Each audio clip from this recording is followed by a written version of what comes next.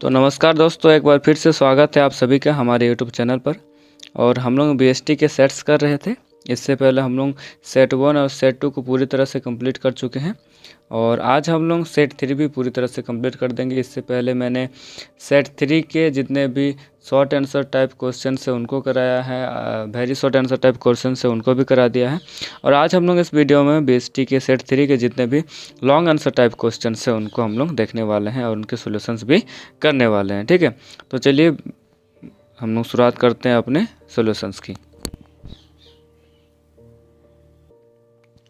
तो पहले सेट 3 में जितने भी लॉन्ग आंसर टाइप क्वेश्चंस दिए गए हैं उनको एक बार हम लोग देख लेते हैं और उसके बाद बारी बारी से प्रत्येक क्वेश्चंस के हम लोग उसके आंसर्स भी देखेंगे। ठीक है, तो देखिए लॉन्ग आंसर टाइप जो क्वेश्चन है उसमें पहला क्वेश्चन है यानी क्वेश्चन नंबर 15 जो दिया गया है वह है मास्लो की आवश्यकता प्राथमिकता विचारधारा का संक्षेप में वर्णन करें।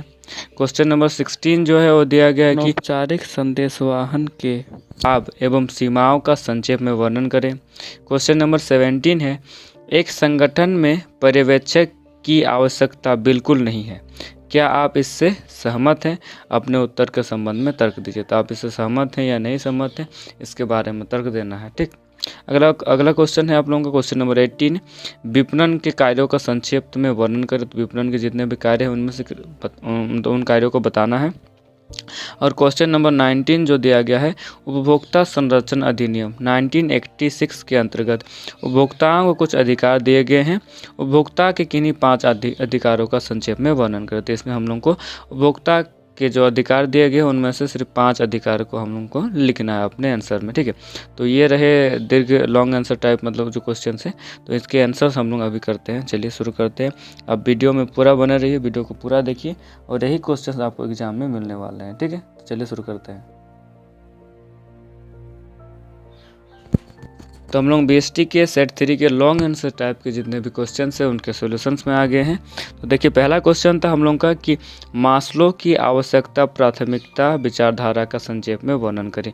तो ये जो क्वेश्चन दिया गया है ये क्वेश्चन काफ़ी डीप क्वेश्चन पूछा गया। हालांकि 12th में इस तरह के क्वेश्चन नहीं आते हैं। ये आपको अब जब मास्टर डिग्री करेंगे या फिर ग्रेजुएशन करेंगे तो उसमें मास्लो की आवश्यकता विचारधारा का मतलब आप लोगों को पढ़ना रहता है। हालांकि आपके बुक में दिया गया है तो और क्वेश्चन भी अगर मॉडल में आ गया है तो हो सकता है कि आपको एग्जाम में क्वेश्चन इससे संबंधित देखने को मिले। ठीक है, तो चलिए हम लोग इसके आंसर्स को देखते हैं। देखिए मास्लो की आवश्यकता विचारधारा क्या है पहले इसके बारे में हम जानते हैं और फिर उसके बारे में थोड़ा डीपली जानेंगे। ठीक है, देखिए इस विचारधारा का प्रतिपादन अब्राहम मास्लो ने किया था। ठीक है, तो अब्राहम मास्लो जो है जिन्होंने इस विचारधारा का प्रतिपादन किया है। मास्लो के अभिप्रेरण की विचारधारा को आवश्यकता की क्रमबद्धता के आधार पर विकसित किया गया। उनके अनुसार मनुष्य की आवश्यकताएं अनंत है तथा वह इनको पूरा करने के लिए एक क्रम को अपनाता है। तो ये जो मास्लो की आवश्यकता विचारधारा है वो किससे संबंधित है? ये है अभिप्रेरण यानी मोटिवेशन से संबंधित है। ठीक है, तो मोटिवेशन में ही जो चैप्टर आप लोगों का है उसी के अंतर्गत ये वाला पॉइंट बनता है। ठीक है, तो मास्लो की विचारधारा किससे संबंधित है? आवश्यकताओं की क्रमबद्धता पर मतलब व्यवस्थित है। ठीक है, बोला गया है कि मनुष्य की आवश्यकताएं जो है अनंत होती है और इन आवश्यकताओं को आदमी पूरा कैसे करता है? एक क्रम में इनको पूरा करने का प्रयत्न करता है। यानी एक आवश्यकता पूर्ण हो जाने पर फिर दूसरी, फिर उसको पूर्ण हो जाने पर तीसरी, तो धीरे धीरे एक स्टेप वाइज करके हम लोग अपनी आवश्यकताओं को संतुष्ट करने का प्रयास करते हैं। तो यही मास्लो जी ने बताया है कि जो मनुष्य की आवश्यकता है उनको मनुष्य एक क्रम में पूरी करने की कोशिश करते हैं। ठीक है, तो देखिए हम लोग इसकी विशेषताओं को जो आवश्यकता दे मास्लो की आवश्यकता विचारधारा है इन्होंने क्या किया है? जो मनुष्य की आवश्यकताएं हैं उनको 5 वर्गों में बांटा है। कितने वर्गों में? 5 वर्गों में, और यही 5 वर्ग हम लोगों को लिखना है। देखिए तो सबसे पहली आवश्यकता दी गई है कि शारीरिक आवश्यकताएं। ठीक है, देखिए ये मनुष्य की आधारभूत आवश्यकताएं होती हैं तथा ये जीवन को कायम रखने के लिए आवश्यक होती है। ठीक है, तो मनुष्य की शारीरिक आवश्यकताओं में किनको शामिल किया गया है? तो ऐसी आवश्यकताएं जिनको तो जीवन को कायम रखने के लिए ज़रूरी है, जिंदा रहने के लिए ज़रूरी है। जैसे कि इसमें सबसे महत्वपूर्ण आवश्यकताएं आ जाती है जैसे कि भोजन, वस्त्र, आवास, पानी, निद्रा तथा विश्राम। ये सब आवश्यकताएं सबसे पहले आदमी को पूरी करने की मतलब व्यक्ति पूरी करने की कोशिश करता है। ठीक है, ये क्या है? शारीरिक आवश्यकता है। जैसे शारीरिक आवश्यकताओं की पूर्ति हो जाती है, आदमी अगले आवश्यकताओं की ओर बढ़ता है, और अगला आवश्यकता क्या है? सुरक्षा आवश्यकता है। देखिए, इसमें भौतिक सुरक्षा जैसे बीमारी, दुर्घटना आदि से सुरक्षा, आर्थिक सुरक्षा जैसे संपत्ति की सुरक्षा, मानसिक सुरक्षा जैसे न्याय, सहानुभूति आदि को शामिल किया गया है। तो जैसे शारीरिक आवश्यकताओं की पूर्ति हो जाती है, व्यक्ति सुरक्षा आवश्यकताओं की ओर बढ़ता है, ठीक है। और जैसे सुरक्षा आवश्यकताओं की पूर्ति हो जाती है, आदमी अगले आवश्यकताओं की ओर बढ़ता है, और अगले आवश्यकता क्या है? सामाजिक आवश्यकता। देखिए, इसके अंतर्गत मनुष्य चाहता है कि उसके मित्र व संबंधी हो, जिनके साथ वह अपना दुख सुख बांट सके तथा समाज में उसे एक अभिन्न अंग माना जाए। तो हमारे सबसे पहले आवश्यकताएं क्या थी? शारीरिक आवश्यकताएं, फिर आवश्यकता हमारी सुरक्षा आवश्यकताएं, और उसके बाद हमारी कौन सी आवश्यकताएं हैं? सामाजिक आवश्यकताएं। सामाजिक आवश्यकताओं में क्या आता है कि एक व्यक्ति चाहता है कि उसके मित्र हो, सगे संबंधी हो, जिनके साथ वो अपना सुख दुख बांट सके, और समाज उसको एक अभिन्न अंग के रूप में स्वीकार करे, ठीक है। तो ये क्या आती है? हम तो सामाजिक आवश्यकताओं के अंतर्गत आ जाते हैं। अगली आवश्यकता हम लोग का दिया गया है कि सम्मान व पद की आवश्यकता, ठीक है। देखिए, इसके अंतर्गत मनुष्य चाहता है कि समाज में उसका मान सम्मान हो तथा उसे अधिकार व शक्ति प्राप्त हो, एवं उसे अच्छे कार्य के लिए सम्मान तथा पदोन्नति मिले। तो सम्मान एवं पद आवश्यकताओं के अंतर्गत क्या आता है कि एक व्यक्ति चाहता है कि समाज में उसका मान सम्मान हो, इज्जत हो, कद्र हो, ठीक है। और अगर वो कोई अच्छा कार्य करता है तो उस अच्छे कार्य के लिए उसको समाज के द्वारा सम्मानित किया जाए, उसकी पदोन्नति हो एक संगठन में, ठीक है। तो ये क्या सम्मान व पद की आवश्यकताओं के अंतर्गत ये सब आते हैं। अगली आवश्यकता है कि आत्म प्राप्ति या स्वयं विकास की आवश्यकता।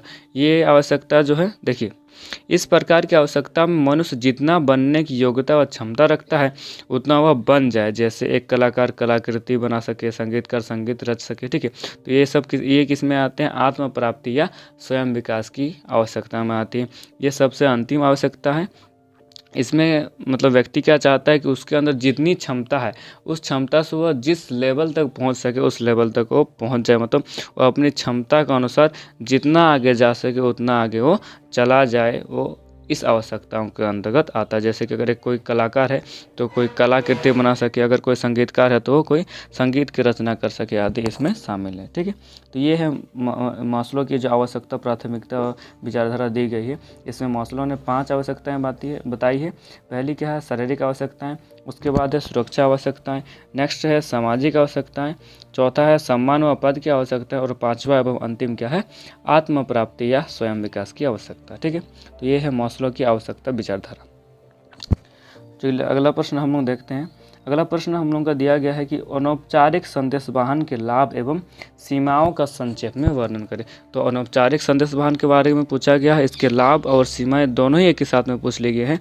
तो हम लोग इस प्रकार से इसको आंसर लिख सकते हैं कि इसके लाभ के कोई 3 पॉइंट दे दें और सीमा के कोई 2 पॉइंट, या फिर आप लाभ के 2 पॉइंट या फिर सीमा के 3 पॉइंट दे सकते हैं। तो लेकिन मेरे ख्याल से ज़्यादा अच्छा ही रहेगा कि हम लोग लाभ के 3 पॉइंट दे दें, उसके बाद सीमाओं के 2 पॉइंट दे के 5 पॉइंट में इस क्वेश्चन का आंसर लिखना है।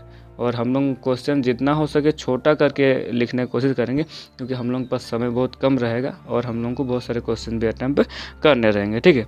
तो सबसे पहले अनौपचारिक संदेशवाहन के बारे में जान लेते हैं। इनफॉर्मल कम्युनिकेशन क्या है? देखिए, जब संदेश भेजने वाले और प्राप्त करने वाले व्यक्ति के बीच अनौपचारिक संबंध होता है तो ऐसे संदेश वाहन को क्या कहते हैं? हम लोग अनौपचारिक संदेश वाहन कहते हैं। यानी संदेश भेजने वाला, संदेश देने वाला और संदेश प्राप्त करने वाला, दोनों में कैसा संबंध होना चाहिए? अनौपचारिक संबंध होना चाहिए। कोई फॉर्मल रिलेशनशिप नहीं होना चाहिए। कैसा होना चाहिए रिलेशनशिप? इनफॉर्मल रिलेशनशिप होना चाहिए। तो ऐसे इन दोनों के बीच अगर कोई संदेश वाहन होता है, कम्युनिकेशन होता है, तो इस संदेश वाहन का हम लोग क्या कहेंगे? अनौपचारिक संदेश वाहन कहेंगे, ठीक है। चलिए आगे बढ़ते हैं। तो अनौपचारिक संदेश वाहन के लाभ क्या है? पहले लाभ हम लोग लिखते हैं तेज गति। देखिए, अनौपचारिक संदेश वाहन में संदेश काफ़ी तेज गति से प्रसारित होता है। हम लोगों को अपने हाल के जीवन में भी देखने को मिलेगा कि कोई भी अगर अफवाह फैलने को रहता है या फिर कोई ऐसी चीज़ें, मतलब खबर कोई भी जो अनौपचारिक रूप से फैलती है वो बहुत तेज़ी से फैलती समाज में, ठीक है। एक व्यक्ति से दूसरे व्यक्ति में, दूसरे व्यक्ति से तीसरे व्यक्ति में। तो अनौपचारिक संदेश वाहन में क्या होता है? संदेश में काफ़ी तेज गति रहती है, काफ़ी तेज गति से जो है संदेश वो फैलता है, ठीक है। अगला हम लोग लिख सकते हैं, इसका लाभ क्या है, आपातकाल में उपयुक्त होता है। देखिए अनौपचारिक संदेशवाहन आपातकाल के लिए उपयुक्त क्यों है, क्योंकि यह देखिए यह आपातकाल एवं विशेष परिस्थितियों में सबसे उपयुक्त प्रणाली है, क्योंकि इसमें संदेशवाहन की तेज गति होती है। यानी अनौपचारिक संदेशवाहन में जो संदेशवाहन की गति होती है काफ़ी स्पीड होती है, और अगर औपचारिक संदेशवाहन में हम लोग देखें तो उसमें काफ़ी लेट लतीफ़ा होता है संदेश को एक व्यक्ति से दूसरे व्यक्ति में तक पहुंचाने में, क्योंकि उसमें एक चेन सिस्टम का प्रयोग किया जाता है, एक व्यक्ति फिर उसके नीचे स्तर पे फिर उसके नीचे स्तर पे, तो इस प्रकार से संदेश को अंतिम व्यक्ति तक पहुंचने में काफ़ी समय लग जाता है। और आपातकाल में हमारे पास उतना समय नहीं होता है कि हम लोग यूँ ही वक्त जाया करें। तो आपातकाल के लिए जो अनौपचारिक संदेशवाहन है यही सबसे उपयुक्त प्रणाली है, क्योंकि इसमें तुरंत ही संदेशवाहन होता है, यानी जिस व्यक्ति तक संदेश पहुंचाना है काफ़ी कम समय में संदेश उस तक पहुंच जाता है और हम लोग आपातकाल में समस्या से निपट सकते हैं। तो आपातकाल के लिए ये एक उपयुक्त प्रणाली है। अगला हम लोग लिख सकते हैं कि सहयोग एवं मित्रता। देखिए अनौपचारिक संदेशवाहन पूरी तरह से सहयोग एवं मित्रता पर ही आधारित होती है। देखिए अनौपचारिक संदेशवाहन प्रणाली पारस्परिक सहयोग एवं मित्रता पर आधारित होती है। इसमें क्या है, देखिए चूँकि इसमें संदेश देने वाले और लेने वाले में किसी प्रकार का औपचारिक संबंध नहीं होता है, तो इसमें क्या होता है, इसमें अनौपचारिक संबंध होता है, यानी मित्रता होती है, आपसी प्रेम होता है, सहयोग होता है, और इसी के द्वारा संदेश एक व्यक्ति से दूसरे व्यक्ति तक पहुंचता है। तो इसमें क्या सहयोग और मित्रता की भावना रहती है। तो ये रहे अनौपचारिक संदेशवाहन के गुण। अब इसके सीमाएं देखते हैं कि किन सीमाओं के अंतर्गत ही काम कर सकता है, या फिर इसके कुछ अवगुण भी बोल सकते हैं। इसमें देखिए पहला हम लोग क्या बोल सकते हैं कि अफवाहें तथा गलतफहमियाँ। अक्सर हम लोग देखे हैं कि गलतफहमियों को फैलने में समय नहीं लगता, अफवाहों को फैलने में समय नहीं लगता है, और ये अफवाहें बनती किस में है, ये अफवाहें अनौपचारिक संदेशवाहन में ही बनती है। देखिए चूँकि यह एक अनौपचारिक प्रक्रिया है, अतः इसमें अफवाहें तथा गलतफहमी विकसित होने की आशंका बनी रहती है। चूँकि इसमें कुछ एक सिस्टम नहीं होता है, उत्तरदायित्व किसी का नहीं होता है, तो इसमें अफवाह फैलने की काफ़ी संभावना रहती है। तो इसमें क्या होती है, अफवाहें और गलतफहमियाँ हो सकती है। अगला हम लोग इसकी सीमाएँ लिख सकते हैं कि संदेश के विकृत होने की आशंका। संदेश के विकृत होना यानी संदेश कुछ और दिया गया था और संदेश कुछ और रूप में परिवर्तित हो जाए। देखिए इस प्रणाली में संदेश एक व्यक्ति से विभिन्न व्यक्तियों के बीच से होकर गुजरता है और दूसरे व्यक्ति तक पहुंचता है, अतः इस संदेश में विकृत होने की संभावना बनी रहती है, यानी संदेश में किसी प्रकार का फेरबदल हो सकता है अनौपचारिक संदेशवाहन में। ठीक है, तो इसमें संदेश के विकृत होने की संभावना रहती है। तो ये इस प्रकार से हम लोग इसके 2 सीमाएं लिख दिए और 3 इसके लाभ लिख लिए। ठीक है, तो इस तरह से हम लोग इसके आंसर्स को लिख सकते हैं। चलिए अगले प्रश्न की ओर बढ़ते हैं। तो हम लोगों का अगला प्रश्न है क्वेश्चन नंबर 17। एक संगठन में पर्यवेक्षक की आवश्यकता बिल्कुल नहीं है, क्या आप सहमत हैं? अपने उत्तर के समर्थन में तर्क दीजिए। तो हम लोगों को अपने उत्तर के समर्थन में तर्क देना है, आप इस कथन से सहमत हैं या नहीं है। अगर सहमत है तो सहमति के हिसाब से तर्क देना है, अगर सहमत नहीं है तो अपने असहमति के हिसाब से तर्क देना है। तो एक संगठन में पर्यवेक्षक आवश्यक नहीं है, ये बात तो बिल्कुल गलत है। तो हम लोग बिल्कुल भी इस तर्क के सहमत नहीं इस तर्क से। देखिए एक संगठन में पर्यवेक्षक की आवश्यकता बिल्कुल नहीं है, हम इस बात से बिल्कुल भी सहमत नहीं हैं, क्योंकि आज के समय में इसका महत्व अत्यधिक बढ़ गया। तो आज के समय में जो पर्यवेक्षक की भूमिका है और भी अधिक महत्वपूर्ण हो गई है। तो आज के परिप्रेक्ष्य में तो ये बिल्कुल भी नहीं कहा जा सकता कि संगठन में पर्यवेक्षक की आवश्यकता नहीं है। ठीक है, देखिए पर्यवेक्षक क्या करता है, क्यों महत्वपूर्ण है, अगर आगे के लाइनों में आगे बिंदु में हम लोग इसके बारे में जानेंगे। देखिए पर्यवेक्षक प्रतिदिन कर्मचारियों के प्रत्यक्ष संपर्क में आता है तथा उन्हें आदेश एवं निर्देश देता है। तो एक पर्यवेक्षक ही है जो कर्मचारियों के संपर्क में रहता है और उनको आदेश देता है, निर्देश देता है। ठीक है, उनकी समस्याओं को समझने का प्रयास करता है, उनकी समस्याओं को हल करने का प्रयास करता है। ठीक है, उच्च प्रबंधक के आदेशों को उन तक पहुँचाता है तथा निर्धारित कार्यक्रमों के अनुसार उनसे कार्य कराता है। तो ये सभी कार्य कौन करता है, एक पर्यवेक्षक ही करता है।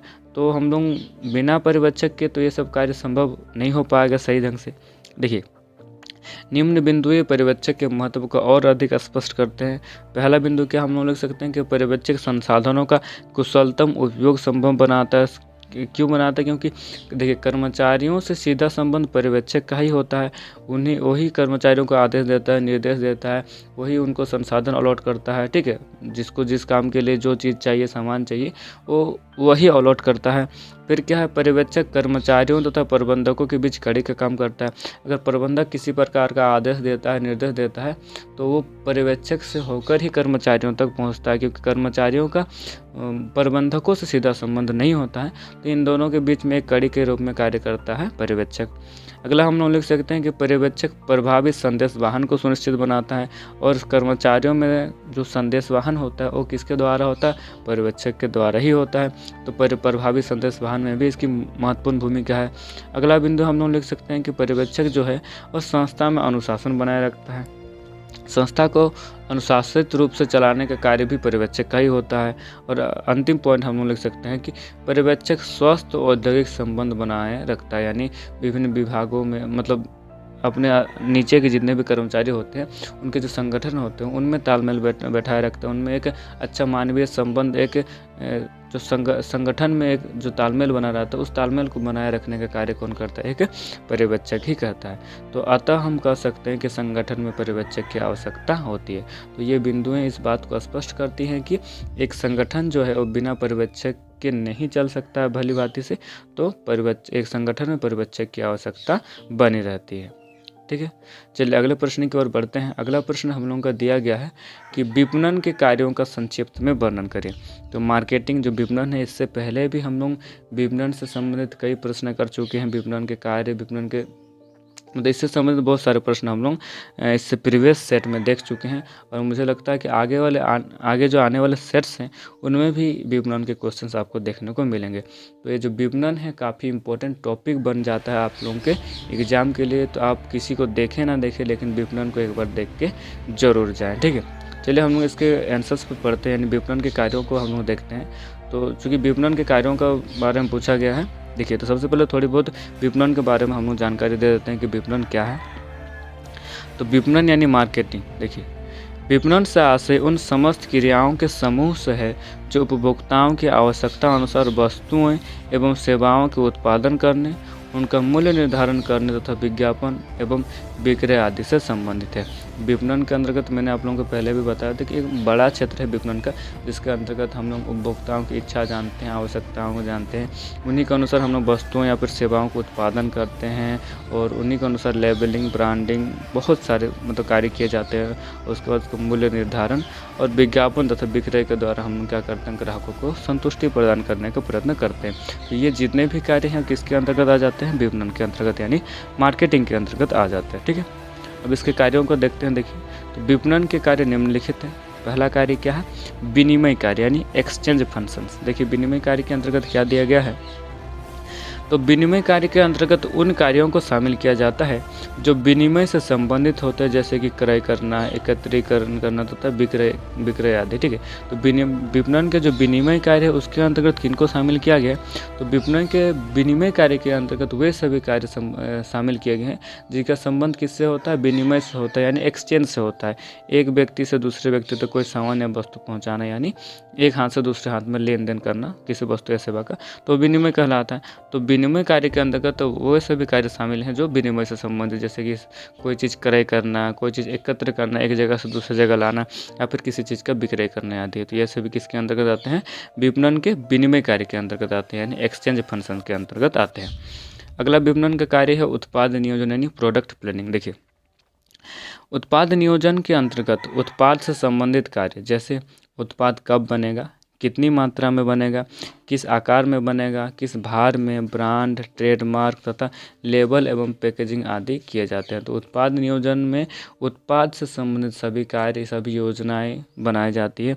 इसमें क्या क्या शामिल है, इसमें यह शामिल है कि उत्पाद कब बनेगा, कितनी मात्रा में बनेगा, किस आकार का बनेगा, ठीक है, उसका आकार क्या रहेगा, भार क्या रहेगा यानी वजन कितना रहेगा, किस ब्रांड पे बनेगा, ट्रेडमार्क कौन सा लगेगा, लेबलिंग कैसे करेंगे, पैकेजिंग कैसे करेंगे। तो ये सब उत्पाद से संबंधित जितने भी योजनाएं हैं, कार्य है, नियोजन है, कार्य हैं, वो किसके अंतर्गत आ जाते हैं, उत्पाद नियोजन के अंतर्गत ही आ जाते हैं। ठीक, अगला हम लोग विपणन के कार्य लिख सकते हैं कि मूल्य निर्धारण।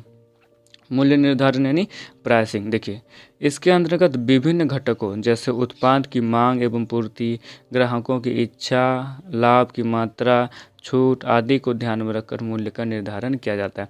तो मूल्य निर्धारण यानी किसी वस्तु के मूल्य का निर्धारण या फिर किसी सेवा के मूल्य के निर्धारण से है।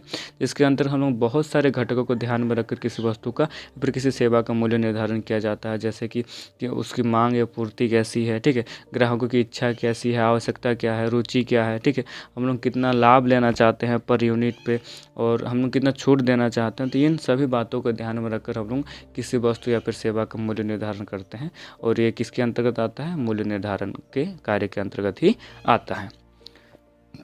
अगला जो विपणन का कार्य दिया गया वो क्या है? भौतिक वितरण यानी फिजिकल डिस्ट्रीब्यूशन। देखिए,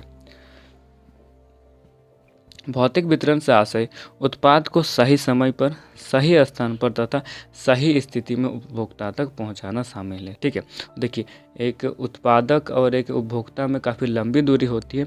इस लंबी दूरी को ही पाटने के लिए क्या भौतिक वितरण का सहारा लिया जाता है, यानी जो उत्पाद है, जो प्रोडक्ट है, वो सही समय पर, सही स्थान पर तथा सही स्थिति में कहाँ तक पहुँचे? उपभोक्ता तक पहुँचे और उपभोक्ता इसका उपयोग कर सके।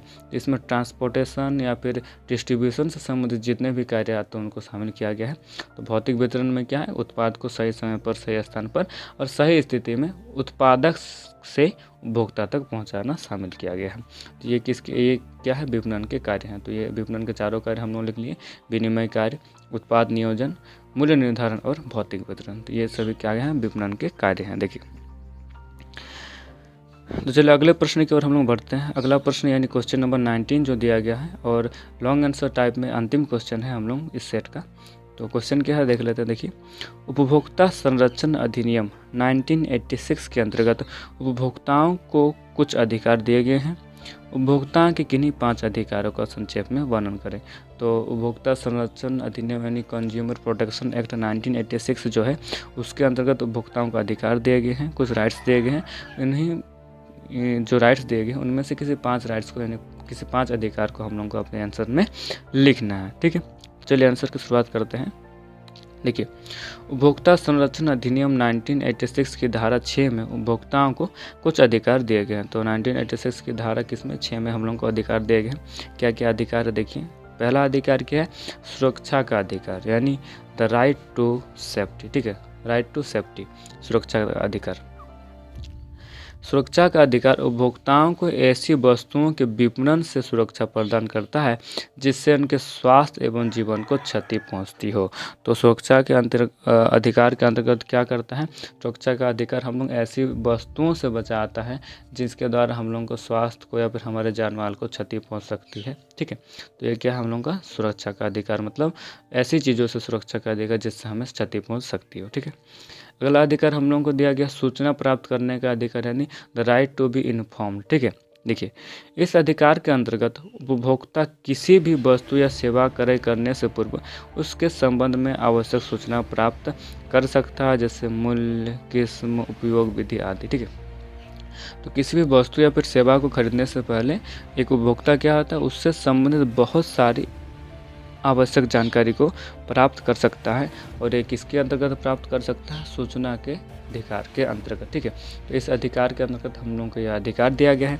अगर हम लोग कोई भी वस्तु खरीदना चाहते हैं या फिर सेवा खरीदना चाहते हैं तो उससे पहले उससे संबंधित जितनी भी आवश्यक जानकारी है वो हम लोग उनसे यानी विक्रेता से प्राप्त कर सकते हैं। ठीक है, तो ये क्या है? सूचना प्राप्त करने का अधिकार। अगला पॉइंट है या फिर अगला राइट जो दिया गया हम लोगों को वो है चयन या पसंद करने का अधिकार। देखिए, the right to be choice. चयन के अधिकार के अंतर्गत उपभोक्ता विभिन्न वस्तुओं एवं सेवाओं में से अपनी पसंद की वस्तु या सेवा का चयन कर सकता है। उसे किसी भी प्रकार से बाध्य नहीं किया जा सकता है। तो चयन या पसंद करने के अधिकार के अंतर्गत क्या है कि हम लोग अपनी इच्छा अनुसार, अपनी आवश्यकता अनुसार, अपनी पसंद के हिसाब से किसी भी वस्तु या फिर सेवा का चयन कर सकते हैं। हम लोगों को कोई विशेष वस्तु या सेवा खरीदने के लिए बाध्य नहीं किया जा सकता। ठीक है, तो ये किसके अंतर्गत आ गया? चयन या पसंद करने के अधिकार के अंतर्गत। अगला बिंदु हम लोगों का दिया गया है या फिर अगला राइट जो दिया गया वो क्या है? सुने जाने का अधिकार। ठीक है, राइट टू बी हियर। देखिए, सुने जाने का अधिकार यानी उपभोक्ता के अधिकार उसकी परिवेदनाओं तथा उसके सुरक्षा एवं हितों के संरक्षण से संबंधित है। यानी अगर हम कुछ रिपोर्ट करते हैं तो उन रिपोर्टों को सुना जाएगा किसके द्वारा, न्यायालय के द्वारा, ठीक है। तो सुने जाने का अधिकार उपभोक्ता को the right to be heard का जो राइट है वो भी दिया गया है। अगला और अंतिम हम लोगों का जो अधिकार दिया क्या है, उपचार का अधिकार। उपचार यानी द राइट टू बी रेडलेस, देखिए रेडरेस्ट। इस अधिकार के अंतर्गत उपभोक्ता किसी भी प्रकार से शोषित होने पर न्यायालय की शरण ले सकता है तथा उचित एवं न्यायपूर्ण उपचार प्राप्त कर सकता है। तो उपचार का अधिकार के अंतर्गत हम लोगों को यह अधिकार है कि हम लोग अगर किसी प्रकार से शोषित महसूस करते हैं तो हम लोग सीधे किसके शरण में जाएंगे, न्यायालय के शरण में जाएंगे और जो शोषण करता है उसके खिलाफ हम लोग कार्रवाई करा सकते हैं और जो है कि न्यायपूर्ण और उचित उपचार प्राप्त कर सकते हैं। तो ये किसके अंतर्गत आ गया, उपचार के अधिकार के अंतर्गत। तो ये सभी अधिकार हम लोगों को उपभोक्ता संरक्षण अधिनियम यानी 1986 के अंतर्गत दिए गए हैं और ये इस सेट का अंतिम क्वेश्चन था। यानी इस प्रकार से अभी हम लोग सेट 3 को भी पूरी तरह से कंप्लीट कर चुके हैं। नेक्स्ट वीडियो में हम लोग सेट 4 के जितने भी शॉर्ट आंसर टाइप क्वेश्चन हैं उनको देखेंगे और उसके बाद वाले वीडियो में हम लोग देखेंगे सेट 4 के जितने भी लॉन्ग आंसर टाइप क्वेश्चंस होंगे, ठीक है। तो वीडियो को पूरा देखने के लिए आप सभी को बहुत बहुत धन्यवाद। और अगर आप हमारे चैनल पर नए हैं तो चैनल को सब्सक्राइब जरूर कीजिएगा, वीडियो को लाइक कीजिए और दोस्तों के साथ शेयर जरूर कीजिए। और अगर आप हमारे इसका PDF लेना चाहते हैं तो देखिए आप PDF आपको मैं एग्ज़ाम से 1-2 दिन पहले दे दूंगा, सारे PDF प्रोवाइड कर दूंगा। लेकिन मैं चाहता हूं कि आप लोग अभी वीडियो को देख कर ही अपने नोट्स बनाएं या फिर इसको उतारें, क्योंकि बहुत ही कम समय के वीडियो, बहुत ज़्यादा समय नहीं लगेगा आप लोगों को इसको लिखने में, ठीक है। तो तब तक के लिए बहुत बहुत धन्यवाद। जय हिंद।